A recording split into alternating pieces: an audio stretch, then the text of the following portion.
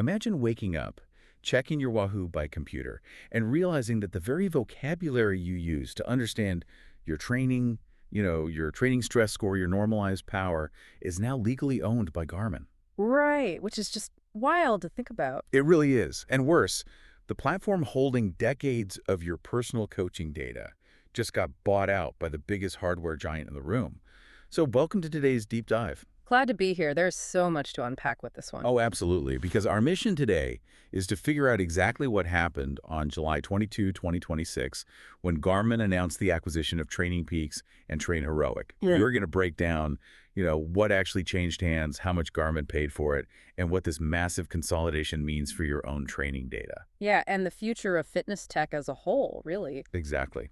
To get to the bottom of this, we are pulling from a really specific stack of sources. We have the 5K Runner, which is going to be our primary source for the strategic analysis and the price estimates. Which is super helpful because Garmin is notoriously secretive about that stuff. Totally. And we'll be testing that analysis directly against Garmin's official newsroom press release to see, how the corporate framing holds up.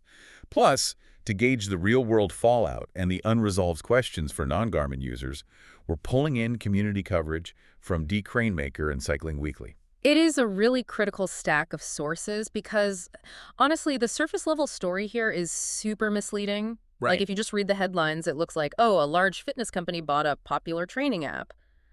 But when you start connecting the underlying data structures, this looks far more like a defensive maneuver. A defensive maneuver. Yeah, a maneuver to hoard the one resource necessary to build the next generation of artificial intelligence. Wow. Okay.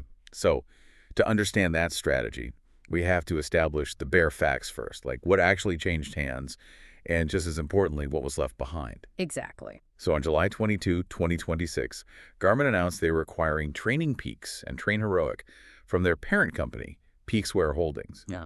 Around 120 staff based out of Louisville, Colorado, are moving over to Garmin. But here's the thing.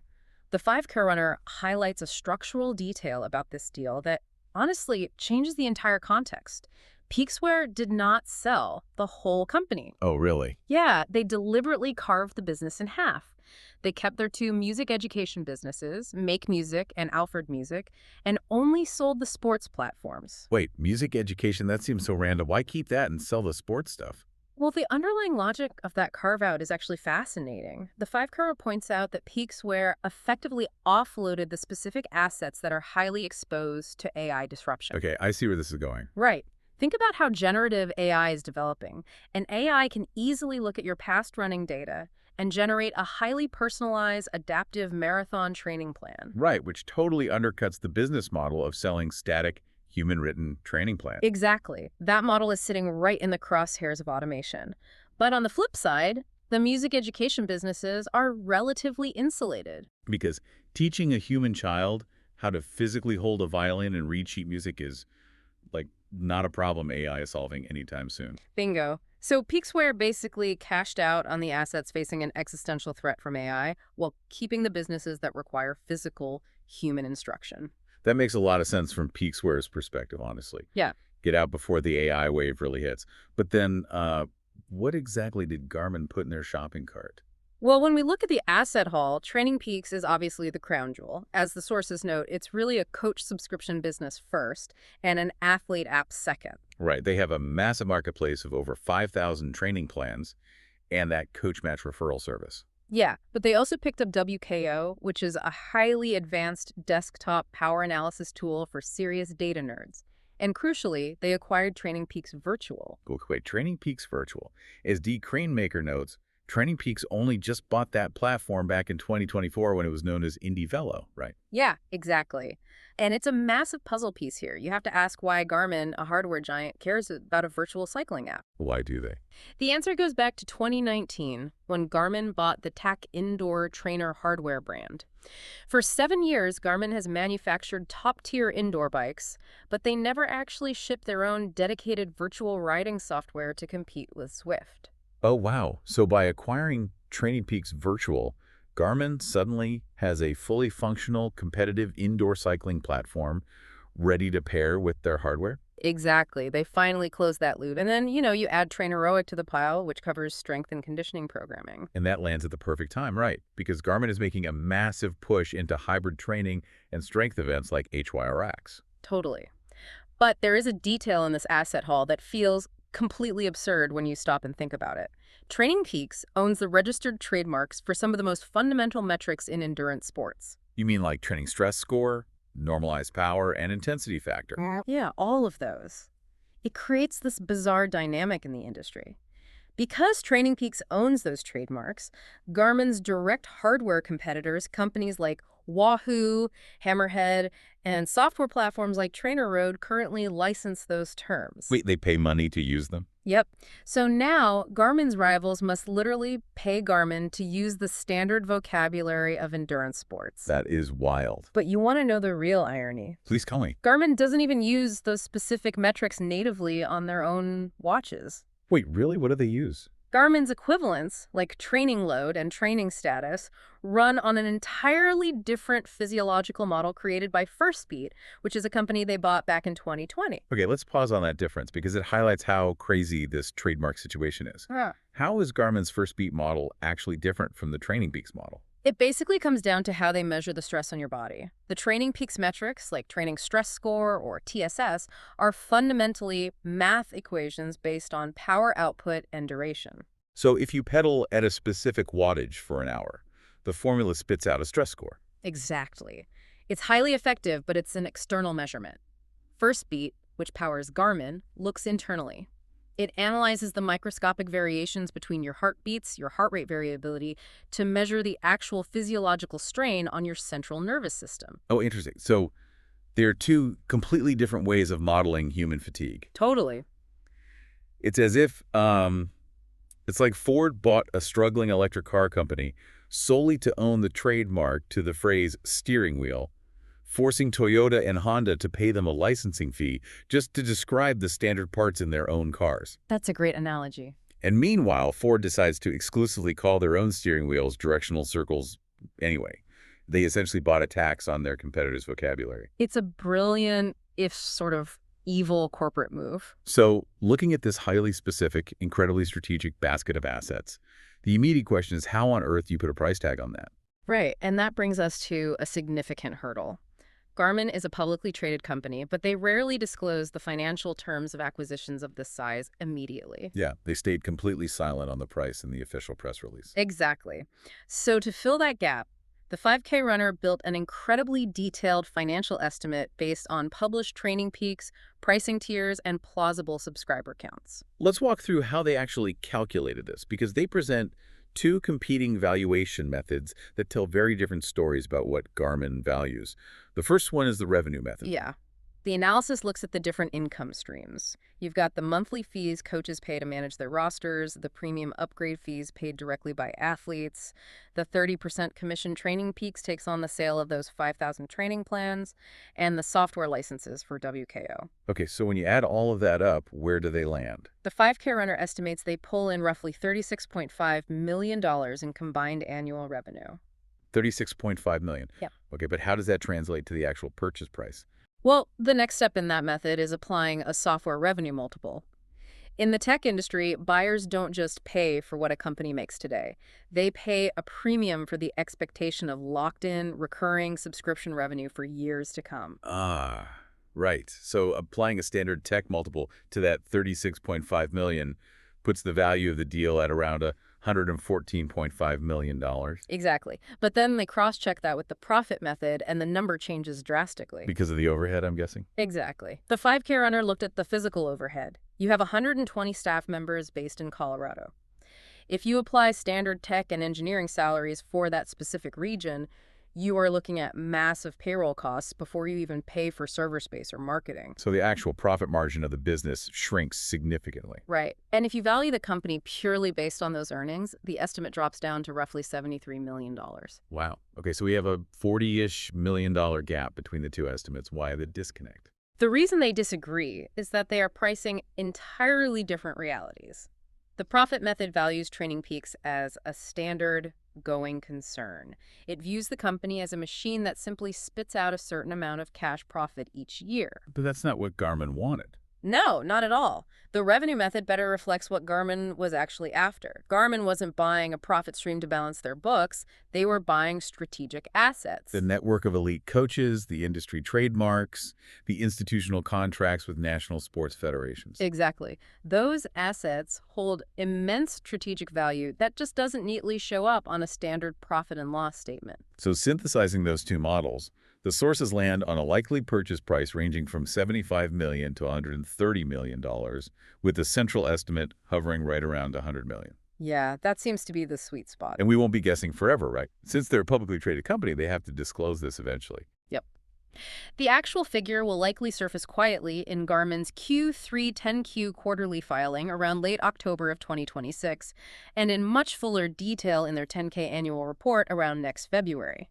Unless Garmin chooses to aggregate it with a bunch of other minor deals to intentionally hide the exact premium they paid, which Well, happens. for sure. But this raises a major question for me. If Garmin is dropping $100 million primarily for strategic assets rather than sheer profit, how did they justify this to their users and shareholders in the official announcement? Well, if you look at the Garmin newsroom press release, the corporate framing is incredibly safe. Big surprise there. What did they say? Garmin Co-Chief Operating Officer Brad Trinkle frames the deal as a way to expand access to more authentic coaching experiences, basically focusing on connecting everyday athletes with professional coaches. Okay, and what about Peaks Ware? Peaks Ware CEO Andy Stevens echoes that, highlighting a shared mission of empowering users with science-based, data-driven structured training. I mean, those statements are perfectly fine, but they feel super hollow when you read them next to the strategic analysis. Oh, entirely. What stands out to me is the glaring gap in that press release. There is zero mention of data architecture, zero mention of AI, and definitely no mention of Garmin's biggest rival in the software space, Strava, Right, they completely avoid the elephant in the room. which sets up the central mystery we need to solve today for you guys listening. Does Garmin's stated reason that they simply wanted to offer better human coaching plans actually hold up against the reality of the tech landscape? According to the Five Runner, it absolutely does not. The analysis systematically dismantles that official framing. Walk me through it. Let's look at the software argument first. Garmin did not need to buy TrainingPeaks to figure out how to build structured training plans. They already proved they can build complex, adaptive scheduling in-house with features like daily suggested workouts and Garmin Coach. Right. And as we mentioned earlier, when they realized they needed top-tier physiological modeling to power those features, they didn't license it. They just bought Firstbeat outright in 2020 and kept the entire engineering team in Finland. Exactly. Garmin has a history of acquiring the underlying math, not the user interface. They have thousands of developers. They don't drop 9 figures just to acquire basic software features they could code themselves in a few quarters. Okay, so it's not the software. What is the real asset? The analysis points to something much deeper and much more valuable: compliance data. TrainingPeaks holds 25 years of highly specific, context-rich compliance records spanning athletes across every watch brand on the market. Okay, let's break down exactly what compliance data means in this context, because this is really the crux of the entire deep dive. How is the data inside TrainingPeaks different from the massive ocean of data Garmin already has sitting inside Garmin Connect? It's a question of intent versus execution. Garmin's own Connect platform is massive, but it only records what an athlete did. Like, it knows your heart rate was 160 beats per minute, it knows you ran for an hour, and it knows your pace. Right. But TrainingPeaks holds the other half of the equation. They hold the data showing what a qualified human coach told the athlete to do, the specific context of why they prescribed it on that particular day, and crucially, whether the athlete actually listened. Ah, I see. It measures the gap between the human prescription and the human execution, and tracks how the athlete's body adapted over the following weeks. So it's like the difference between seeing a student's final report card versus having access to their daily homework, the teacher's syllabus, and the personal tutoring notes for the last 25 years. That is exactly it. Garmin Connect only has the report card. TrainingPeaks has the syllabus and the teacher's notes. And if you want to train an AI to actually coach a human being, like to know when to push them and when to tell them to rest, you need to know the intent behind the workout, not just the raw heart rate data. Exactly. This exact gap data is what you need to train a large language model to behave like a world-class coach. And Garmin realized they could only buy that specific 25-year archive once from one single company. Wow. which pivots this entire acquisition from a simple software purchase into a massive defensive masterstroke. Oh, 100%. Because this compliance data is the ultimate key to developing future AI models, Garmin had to secure it defensively before their biggest competitor could snatch it up and lock them out. Right. If we pull back and look at Garmin's acquisition trail, you can see this grand monopolistic data stack forming over the last several years. Let's trace that out chronologically because it is staggering when you connect the technical dots. Yeah. So in 2019, Garmin bought Tacx. Oh. That gave them the physical indoor hardware to measure your execution in a controlled environment. Yep. Then in 2020, they bought Firstbeat, which gave them the physiological engine to analyze your internal stress. Fast forward to 2025. They bought MyLaps, the massive race timing company that provides the official, verified results when you cross the finish line. And now, in 2026, they buy TrainingPeaks. When you stack those four acquisitions together, Garmin has built a complete closed-loop athlete data ecosystem. It's all-encompassing. It really is. Think about it. They own the platform where the daily training is prescribed. They own the hardware you wear outside. They own the indoor trainer you ride in your garage. They own the algorithms that analyze your body's response. And they own the timing mat that records your final race result. So they capture the athlete's entire journey from day one of training straight through to race day, without the data ever leaving a Garmin-owned server. Exactly. But there was a massive looming threat to that monopoly, and its name is Strava. Right. The 5K analysis points out that Strava occupies this totally unique position because it sits above all the hardware brands. Yeah, you can record a run on an Apple Watch, a Wahoo computer, or a Coros watch, and it all feeds seamlessly into Strava. And Strava has been getting super aggressive lately. They recently started buying up independent coaching and analytics apps, acquiring Runna and The Breakaway. But the biggest factor, Strava filed for a $3 billion IPO in January of 2026. $3 billion. That IPO is basically a ticking clock for Garmin. Oh, absolutely. An initial public offering gives a company access to billions of dollars in liquid cash. Because Strava treats every hardware brand equally, they were perfectly positioned to assemble a cross-brand training stack that could bypass Garmin's dominance entirely. Let me guess. If Strava used their post-IPO war chest to buy TrainingPeaks, they would own the ultimate neutral coaching platform. Your coach could prescribe a workout on Strava's TrainingPeaks, you could execute it on an Apple Watch, and Garmin would be entirely cut out of the loop. Oh, wow. So by buying TrainingPeaks right now, Garmin avoided a massive bidding war and effectively starved Strava of the one asset they needed to build a rival AI coach. It's a ruthless, brilliant business move. It really is. Yeah. But that defensive masterstroke has immediate, real-world consequences for the community. Drawing on the coverage from TrainingPeaks and Cycling Weekly, we really have to ask what this actually means for the thousands of athletes and coaches who do not use Garmin devices. Right. The day the deal was announced, TrainingPeaks sent an email to its entire user base promising that they will remain a neutral, cross-platform ecosystem. Basically saying, don't worry, you can keep using your Wahoo or Coros devices without any issues. Which is exactly what a company has to say on day one to prevent a mass panic and an exodus of subscribers. Naturally. But TrainingPeaks brings up a very chilling precedent that users should be aware of, right? Yeah, and it's a big one. Garmin promised the exact same neutrality when they bought Firstbeat back in 2020. In the press releases, they explicitly stated they would continue licensing the Firstbeat analytics to third-party competitors. But let me guess, that didn't last. Nope. Over the next few years, that new third-party licensing quietly dried up. Contracts weren't renewed. Features were locked down. As of today, Firstbeat effectively does not license its core analytics to new competitors. So the fear of being locked out is completely based on historical facts. The community is totally right to wonder, will competitors eventually be throttled on TrainingPeaks? Exactly. Or will the premium analytical features of WKO suddenly get paywalled behind a new Garmin Connect Plus subscription tier? Man, if you are an independent coach with 20 athletes on your roster, some using Wahoo bike computers, some with Apple Watches, some with Coros, do you actually trust Garmin's promise to stay open? Or do you start migrating your business to a neutral platform right now? That is the exact dilemma playing out in the coaching community today. The physical inertia of moving an entire roster of clients with all their historical data to a new platform like intervals.icu or Final Surge is a massive headache. Oh, I bet. It takes weeks of administrative work. Right. So realistically, for the next 12 to 24 months, most coaches will likely just grit their teeth and stay put. Garmin knows this. They are banking on that inertia. But the structural tension is undeniable. You now have a hardware manufacturer owning the neutral software layer that their direct competitors rely on. Yeah. Every single time a Wahoo or Coros user uploads a workout to TrainingPeaks, they are effectively handing their training data directly to Garmin. And long term, when corporate resources get tight or growth slows down, the priority will naturally drift toward making the Garmin hardware integration the best, seamlessly fast experience, potentially at the expense of third-party reliability. It's almost inevitable in tech.